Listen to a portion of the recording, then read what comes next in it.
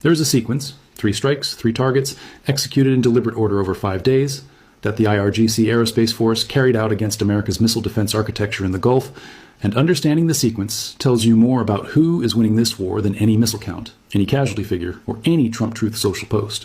The sequence is this. First, the AN FPS 132 Block 5, upgraded early warning radar at Qatar's Al Udeid complex, the $1.1 billion system that provides 5,000-kilometer detection range, the system that sees everything coming from Iran before any interceptor battery can engage it. Destroyed. Second, the AN-TPY-2 tracking and fire control radar at Al Ruwais base in the UAE, the dedicated Tha'adi radar that provides the precise targeting data without which a Tha'ad launcher is operationally blind. Without the radar, the launcher cannot engage with accuracy. The system is rendered inert. Destroyed. Third, the Tha'ad battery itself, the $1 billion to $1.8 billion interceptor system that America operates directly with American personnel, that uses kinetic kill vehicles traveling at Mach 8 to destroy incoming ballistic missiles in their terminal phase.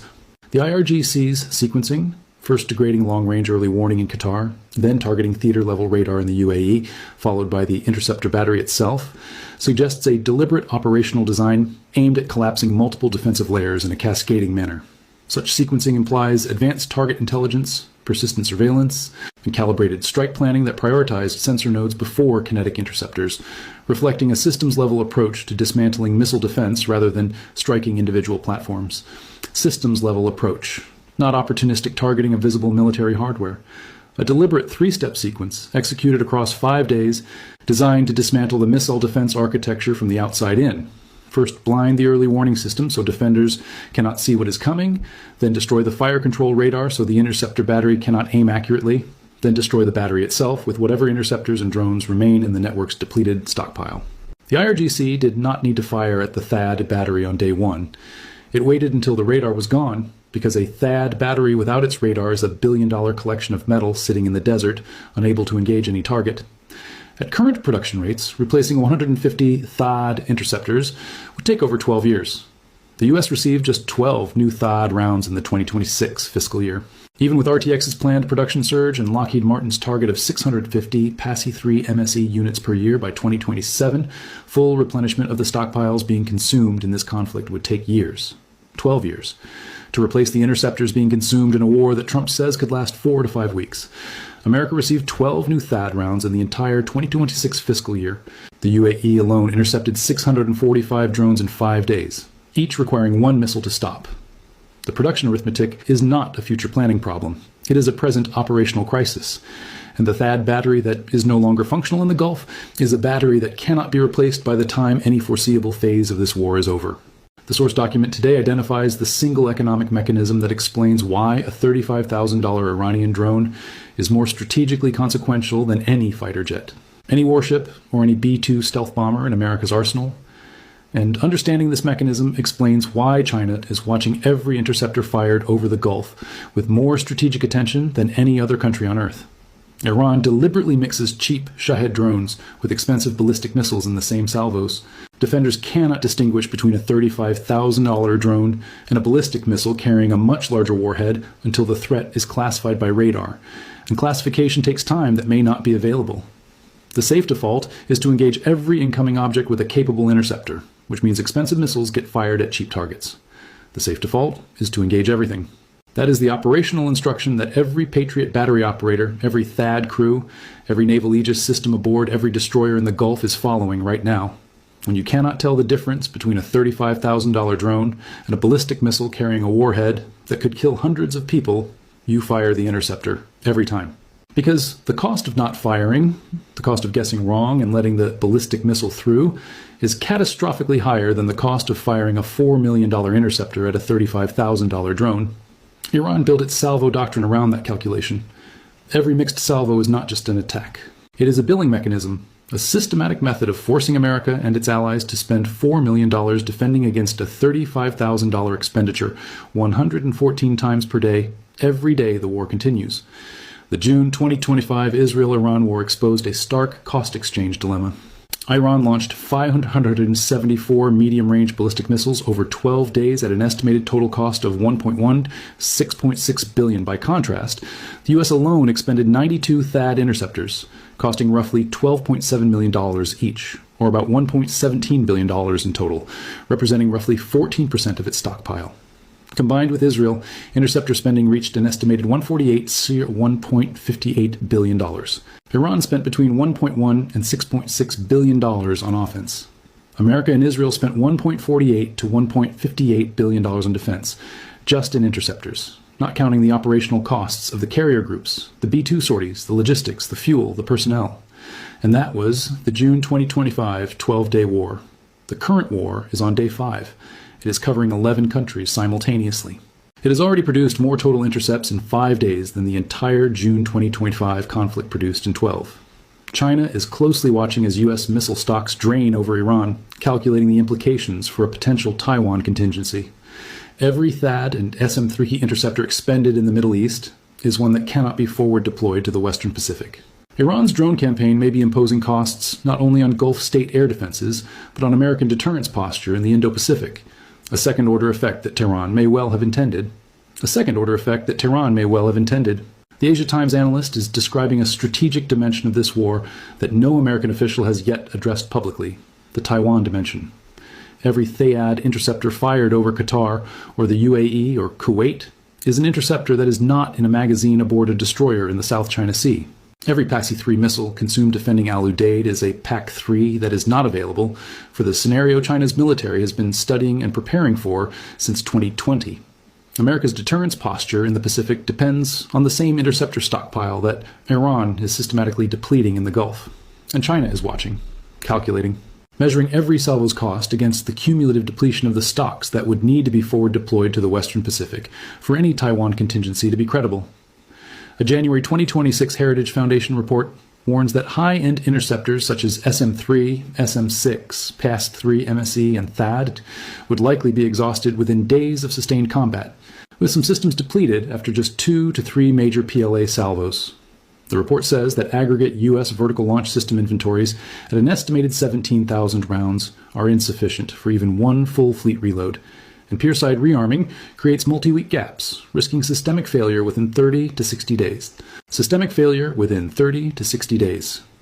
That is the Heritage Foundation's assessment, published in January 2026, 1 month before Operation Epic Fury launched, of how long America's combined interceptor stockpiles could sustain combat operations against a major adversary.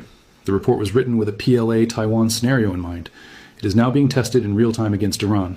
And Day 5 of the test has already destroyed a THAAD battery, depleted multiple Patriot magazines across 6 countries, consumed 645 UAE interceptors, and produced a logistics crisis that the Pentagon told Trump requires ending the war fast. There is a number, published by Lockheed Martin in its 2025 annual report, and cited in every defense procurement briefing in every NATO capital since the June 2025 war, that defines the boundary between the world America thinks it inhabits and the world the THAAD destruction confirms it actually inhabits.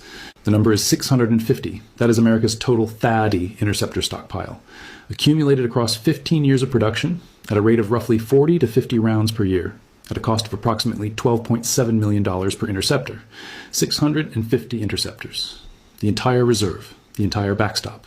The entire quantity of America's most sophisticated terminal phase ballistic missile defense capability, built and stored and maintained across 15 years of procurement, available right now, today, to defend America and its allies against every ballistic missile threat in every theater simultaneously. During Israel's 12-day war with Iran in June last year, the U.S. blew through about a quarter of its THAAD missile interceptors. The U.S. has 7 THAAD systems and used 2 of them in Israel during the conflict. After the 12-day war, U.S. officials reported that they had to fire more than 150 of these missiles to intercept incoming Iranian missiles, accounting for about 25% of its THAAD interceptors. 25% of the entire THAAD stockpile. In 12 days, defending one country in a war that ended in a ceasefire. Now add 1 full THAAD battery confirmed destroyed in the current war, meaning not just the interceptors, but the radar. Hand launcher and fire control system, the complete $1 to $1.8 billion installation that America operates directly with American personnel, is no longer functional. Add the current war covering 11 countries simultaneously. Add the The current war on day 5, with Trump saying it could last 4 to 5 weeks. Add the Heritage Foundation's modeling of systemic failure within 30 to 60 days. Add 12 new THAAD rounds received by the U.S. in the entire 2026 fiscal year. The petrodollar dimension that the source document identifies is the one systemic consequence that connects the THAAD destruction to the global financial architecture that underpins American power in ways no missile can directly reach. The Pentagon has not published the total cost of the operation, and so we can only speculate. But there are a lot of moving pieces. The cost of individual weapons, the cost of naval operations, the logistics chain. The Pentagon has not published the total cost, 5 days in, with 2 carrier strike groups, B-2 sorties, THAAD and Patriot consumption, Tomahawk launches from Arleigh Burke destroyers, fuel costs, personnel costs, logistics costs, and now the replacement cost of a destroyed $1 billion THAAD battery that will take years to rebuild and cannot be replaced in the time frame of any phase of this war. The Pentagon has not published the total cost. Because the total cost published would produce a market reaction, a congressional reaction, and a public reaction that Trump cannot manage while simultaneously telling the New York Post the war could last 4 to 5 weeks. What is known: Tomahawk cruise missiles cost approximately $2 million each. America's Arleigh Burke destroyers carry up to 96. Multiple destroyers have been firing them since day one. THAAD interceptors cost $12.7 million each. PAXI-3 MSE interceptors cost $4 million each. SM-3 and SM-6 ship-based interceptors cost between $4 and $27 million each. The UAE alone intercepted 645 drones and 169 missiles. Every interception has a cost. Every cost comes from a finite stockpile. Every stockpile depletion takes years to replenish at current production rates. And Trump says the war could last 4 to 5 weeks. The THAAD battery that is no longer functional in the Gulf was operated by American personnel. The 95 soldiers that a standard THAAD battery comprises. The radar operators and launch crews and fire control specialists who are running the system that Iran's 3-step sequencing targeted, blinded, and destroyed. Those 95 Americans are now managing hardware that cannot engage any target. The radar is gone. The fire control data is unavailable. The interceptors and the launchers are rounds in a weapon that cannot aim. The Gulf's architecture of American guaranteed security.